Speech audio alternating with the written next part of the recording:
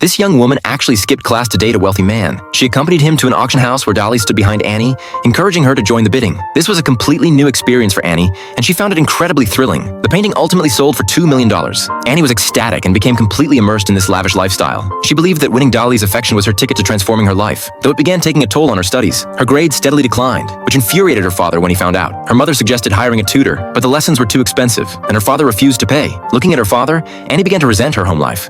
Just then, Dolly arrived. He charmed Annie's parents during their conversation and expressed his desire to take Annie out. He deceived them by claiming he was an Oxford graduate with excellent connections to the university professors. Seeing this as a networking opportunity, her father agreed. Before leaving, Annie dressed in sophisticated clothing. Looking at her reflection in the mirror, she was shocked by her transformation. However, after meeting actual Oxford students, she grew even more dissatisfied with her former life. At 16, Annie experienced her first overnight stay away from home. She told Dolly she wanted to wait until she was 17 for intimacy. Dolly respected her wishes and helped her get dressed. In that moment, Annie felt confident she hadn't misjudged him, and that very night, they officially became a couple. One day, they drove to the suburbs where Annie witnessed Dolly and Jenny removing a painting from a villa. Only then did she discover the truth. Dolly's wealth came from stealing authentic paintings and selling forgeries. She couldn't accept Dolly's criminal activities. When they returned to the city, she immediately grabbed her luggage and attempted to leave, but Dolly stopped her. He posed a question. If forced to choose between dining at an upscale restaurant or a street food stall, what would she pick? Annie remained silent. She had grown too accustomed to being surrounded by wealth and couldn't imagine returning to her previous existence. Eventually, she accepted Dolly's illicit methods.